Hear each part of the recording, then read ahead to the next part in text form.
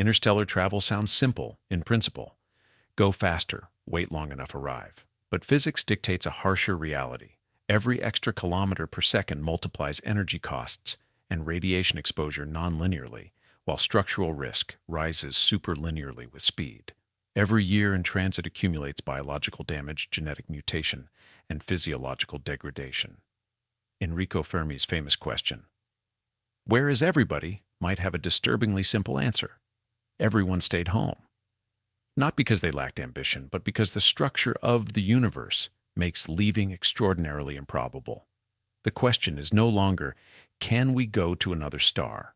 But is there any configuration of physics, engineering, and biology that allows a complex species to survive the crossing at all? This is not a story about exploration. It is an investigation into why interstellar travel fails and what would have to change for it not to. Our first piece of evidence is the absence of any detectable interstellar signal probe or artifact. For over 60 years, ever since Frank Drake conducted one of the first modern SETI searches, humanity has been listening. We have scanned billions of frequency channels monitoring the cosmic static for a pattern, a whisper, a mathematical sequence, anything that separates intelligence from background noise. The result is a deafening silence. This silence lies at the heart of the Fermi Paradox. In a galaxy 13 billion years old, teeming with billions of potentially habitable planets, the statistical probability of other civilizations arising is high. So why haven't we seen their probes? Why haven't we heard their broadcasts? Standard theories range from the tragic civilizations inevitably destroy themselves with nuclear fire or biological error to the paranoid they are hiding from a galactic predator. But there is a colder, more functional explanation that fits the data perfectly. It is the explanation we fear because it applies directly to us. The silence exists not because civilizations are rare, but because interstellar travel is physically prohibitive. We are looking at a probability filter, a set of universal physical laws that act as a sieve. While life may be common, the capability to physically cross the void between stars requires energy and biological robustness that scale non-linearly with speed and time in transit. We are not alone. We are simply isolated. We must consider the possibility that the solar system is effectively a closed box, a silent prison constructed not by malice, but by the indifference of distance and energy density. The barriers of this prison are invisible, but they are mathematically rigid. To understand why no one has visited us and why we may never leave, we have to dismantle the mechanism of this confinement layer by layer. The first wall is not invisible. It is the one we have been throwing ourselves against for decades, only to find that the faster we try to go, the harder it pushes back. We begin with the first and most familiar constraint: propulsion. The first wall of the silent prison is built of distance, but it is reinforced by the mathematics of mass. To understand why we haven't left, we must look at where we are trying to go. Proxima Centauri, our nearest neighbor, lies 4.2 light-years away, roughly 40 trillion kilometers. If we look at our greatest engineering achievement in speed, the Parker Solar Probe, we see a machine capable of reaching 163 kilometers per second. At that velocity, you could travel from New York to Tokyo in under a minute. Yet traversing the abyss to Proxima would take this probe nearly 7,000 years. For a human crew, this timescale is not a journey. It is a demographic and biological termination. Civilization itself might not last long enough to receive the arrival signal. To make the trip within a human lifespan or even a few generations, we must go faster. We need to reach relativistic speeds, at least 10% to 20% of the speed of light, from 0.1 c to 0.2 c. And this is where the trap snaps shut. It is known as the Tsiolkovsky rocket equation. The equation dictates a brutal exchange rate. To accelerate a ship, you must burn fuel. But that fuel has mass. To carry that fuel, you need more fuel to accelerate the fuel you just added. This creates a compounding energy penalty governed by an exponential mass ratio. With our current chemical propulsion, the math becomes grotesque. To accelerate a standard spacecraft to relativistic speeds using chemical rockets, the amount of fuel required would exceed the total industrial mass of our civilization by many orders of magnitude. We are not limited by engineering incompetence. We are limited by the energy density of chemical bonds. We are trying to pay off a trillion-dollar debt with pennies. Engineers have attempted to circumvent this constraint with higher efficiency engines. Ion thrusters and nuclear thermal rockets offer a better specific impulse, essentially miles per gallon in cosmic terms, but they still suffer from the same fundamental flaw, the tyranny of the internal fuel tank. Even with fusion propulsion, the theoretical peak of efficiency for a self-propelled ship, the mass ratios remain prohibitive for reaching the speeds necessary to outrun biological decay. We are effectively anchored to the sun by the weight of our own propellant. However, let us assume for a moment that we achieve a breakthrough. Let's assume we bypass the energy limits and build a vessel capable of accelerating to 20% of the speed of light, about 60,000 kilometers. We break the energy barrier and turn our prow toward the deep black, ready to cross the void in a manageable 20 years. This brings us to the second, more violent layer of the prison. At 60,000 kilometers per second, the vacuum of space changes its nature entirely. We tend to think of the space between stars as empty, a harmless void. But when you move at relativistic speeds, the void does not become solid, but its sparse particles deliver solid-like energy on impact. We are about to discover that the only thing worse than not having enough energy to move is having too much.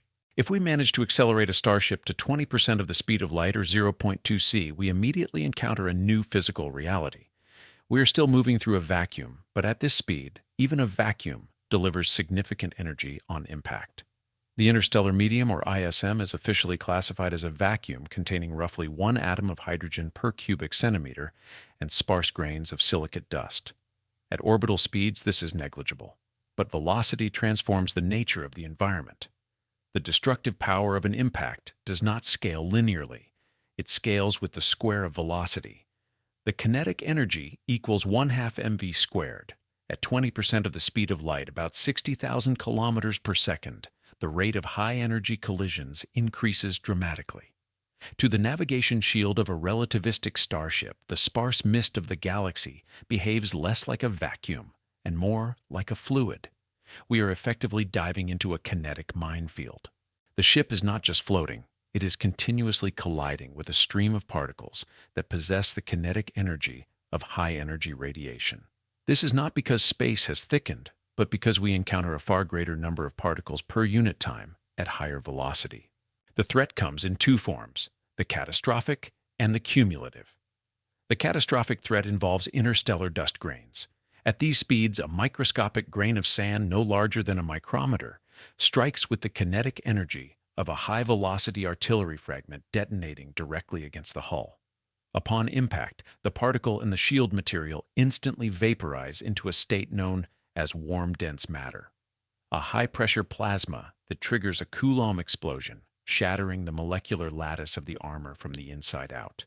But even if we dodge the dust, we cannot dodge the gas. This is the cumulative threat. Alert! Forward shield thermal spike. You don't hear a crash.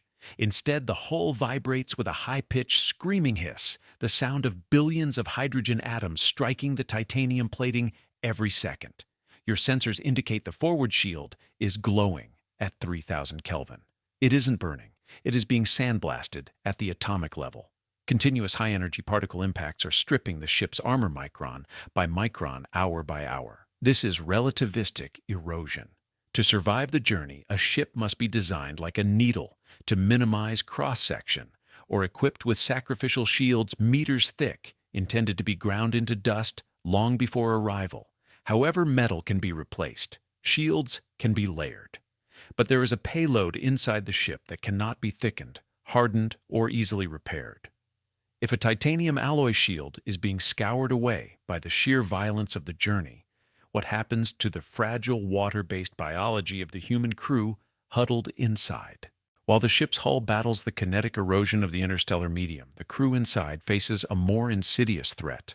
The physical shielding required to stop a hydrogen atom from eroding the hull is vastly different from the shielding required to stop a high-energy cosmic ray from shredding human DNA. We often misconceive space radiation as simply intense sunlight. In low Earth orbit or even on the Moon, the primary concern is solar radiation, mostly protons and helium nuclei. Shielding against this is manageable. But in the deep interstellar void, we face galactic cosmic rays, or GCRs, specifically high-energy heavy ions, known as HZE ions. Imagine solar radiation as a heavy rain. It saturates the area, but a modest amount of mass, such as water or polyethylene, can attenuate much of it. HCE ions, however, are not rain. They are artillery rounds. These are the nuclei of heavy elements, like iron or silicon, stripped of their electrons and accelerated by supernovae to relativistic speeds. When an iron nucleus strikes a human cell, it does not just deposit heat. It tears through the molecular structure like a microscopic bullet. It creates a track structure, a dense column of ionization that shears through the double helix of DNA. Unlike simple radiation damage, which the body's enzymes can unzip and repair, HZE impacts cause clustered damage, multiple breaks in the genetic code within a few base pairs. The cell cannot repair this. It either dies, or worse, it misrepairs the code, creating a permanent mutation. The horror of this environment is its silence. There is no burning sensation, no immediate sickness. The damage is purely cumulative. You are trying to sleep, but you see flashes of white light dancing in your darkness. These are not dreams. They are Cherenkov radiation shock waves created as high-energy particles slam into the fluid of your eyeballs, moving faster than light propagates through that biological medium. Your dosimeter reads a steady, low-level accumulation. You feel fine, but inside your marrow, the machinery of blood production is accumulating errors. Your body is a self-repairing machine that has been pushed beyond its warranty. Over a 20-year journey at relativistic speeds without meters-thick shields of water or hydrogen shields that would otherwise make the ship too heavy to accelerate the risk of fatal carcinogenesis approaches overwhelming probability. The human body is a masterpiece of biological engineering, but it evolved to function within the protective magnetic womb of Earth under a thick atmospheric blanket. It is a homeostatic system that cannot maintain equilibrium in an environment of high linear energy transfer. We are left with a grim conclusion: the ship might survive the journey. The navigation computer might reach Proxima Centauri intact, but the biological payload will likely arrive with severe biological degradation and loss of functional genetic integrity. If biology is the weak link that cannot be hardened, perhaps the solution is to remove biology from the equation entirely. If we cannot build a ship capable of carrying us, perhaps we should build a ship capable of carrying only our ambition. If biology is the point of failure, engineering offers two divergent solutions. Either build a ship massive enough to shield the crew with brute force, or build a ship so fast and light that it leaves the crew behind entirely. The first option is the icebreaker approach.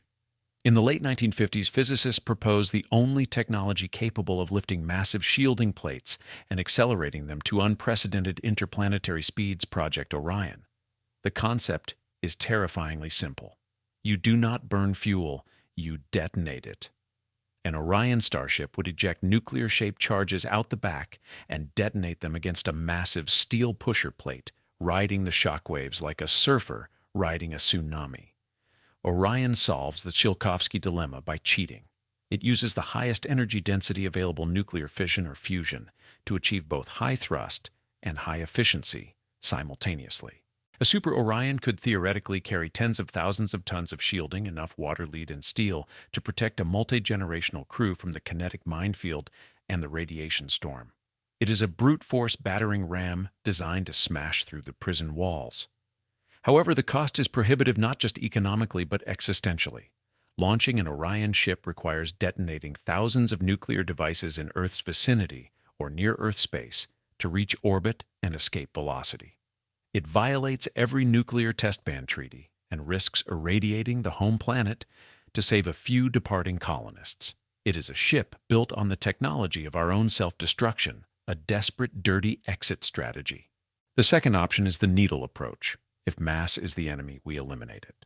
We strip the ship of fuel engines, crew, and life support, reducing it to a wafer-thin circuit board attached to a reflective sail. This is breakthrough Starshot. The genius of Starshot lies in external propulsion. Instead of carrying the heavy energy source, we leave it at home. The plan requires constructing a planet-scale infrastructure, a phased array of lasers spanning kilometers pumping 100 gigawatts of power into a single concentrated beam.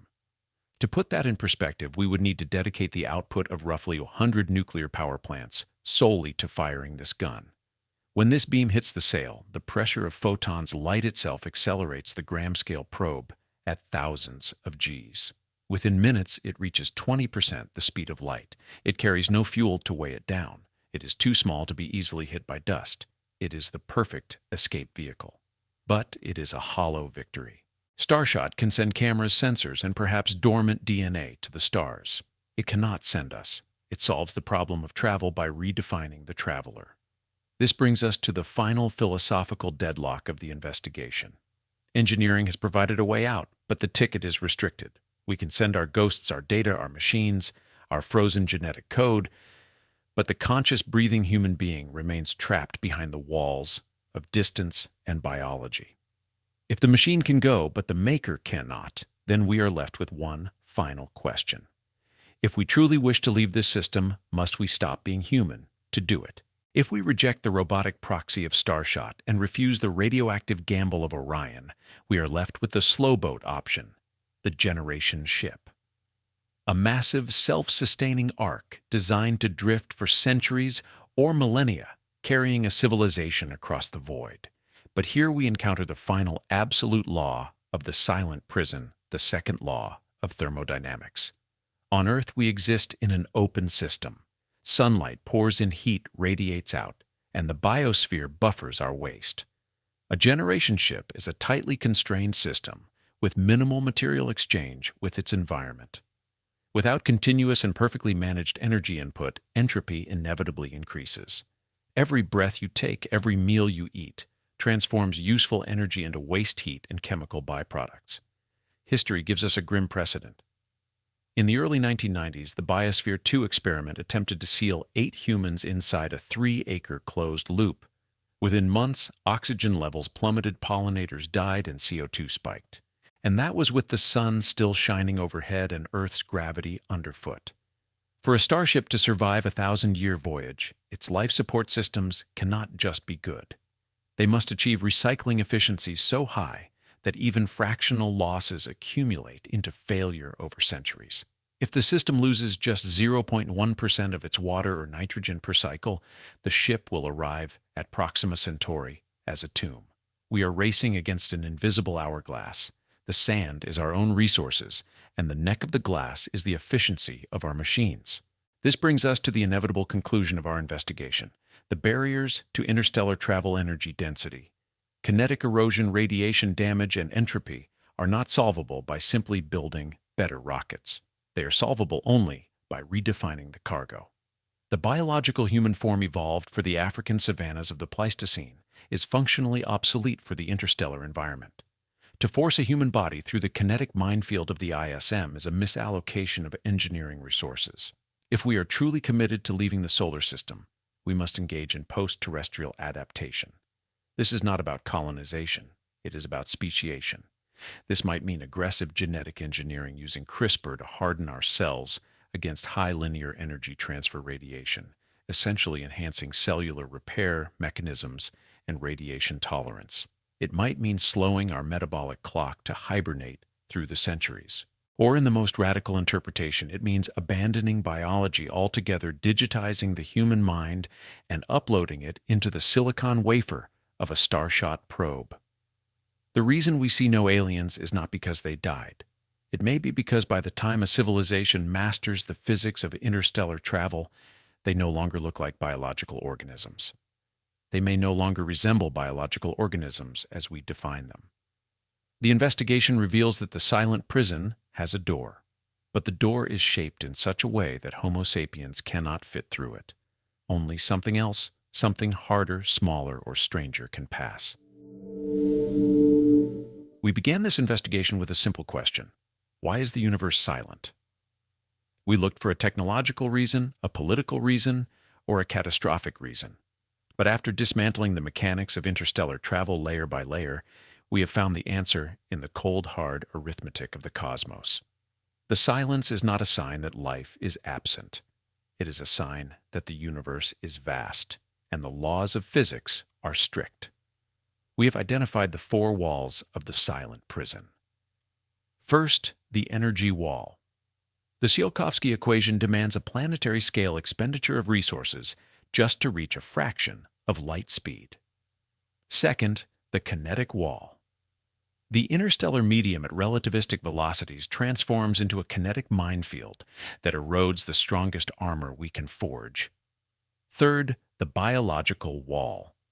The radiation environment of deep space is fundamentally incompatible with the delicate self-repairing machinery of our DNA. And fourth, the entropy wall. The relentless accumulation of inefficiencies in tightly constrained systems ensures that time is always against the traveler. Taken together, these barriers form a great filter. It is a physical sieve that separates planetary civilizations from galactic ones. It does not actively destroy species. It emerges from statistical and physical constraints. It demands a level of energy mastery and biological durability that a species evolved on a gentle blue marble simply does not possess. So is humanity doomed to remain in the solar system until our sun expands and consumes us. If we define humanity as the biological organism, Homo sapiens, living in 1G gravity, with a 24-hour circadian rhythm and a lifespan of 80 years, then the answer is likely yes. That creature belongs to Earth. It cannot survive the crossing. But if we define humanity by our curiosity, our data, and our drive to endure, then the prison is not inescapable. It is simply a test of metamorphosis. The Fermi Paradox may be resolved by a truth that is difficult to accept. The civilizations that cross the stars do not look like the civilizations that build the ships. By the time they arrive, they have changed. They have shed the heavy, wet, fragile biology of their home world and adopted forms mechanical, genetic, or digital that can withstand the silence. Maybe the reason we haven't heard from anyone is that we are listening for radio waves from biological beings, while the galaxy is actually populated by silent, immortal machines, drifting on light sails or post-biological entities that have no need to scream into the void. The silent prison is in reality an incubator. The shell of an egg is a prison to the chick inside, protecting it from a world it is not yet ready to face. But there comes a moment when the shell must be broken. To break it, the organism inside must be strong enough to survive what lies outside. We are currently pecking at the shell with our chemical rockets and radio telescopes. We are learning that the shell is hard. We are learning that the outside is cold, but we are also learning that the physics allow for an exit. The path to Proxima Centauri is not forbidden by physics, but it is extremely constrained. It is paved with lasers, fusion fire, and genetic code. It requires us to abandon the romantic notion of astronauts and embrace the reality of entities. We will leave this solar system, but the we that lands on the other side will not be the we that exists today. The silence of the universe is not a rejection, it is a challenge. It confronts us with the requirement to change our form and join the quiet, enduring history of the stars.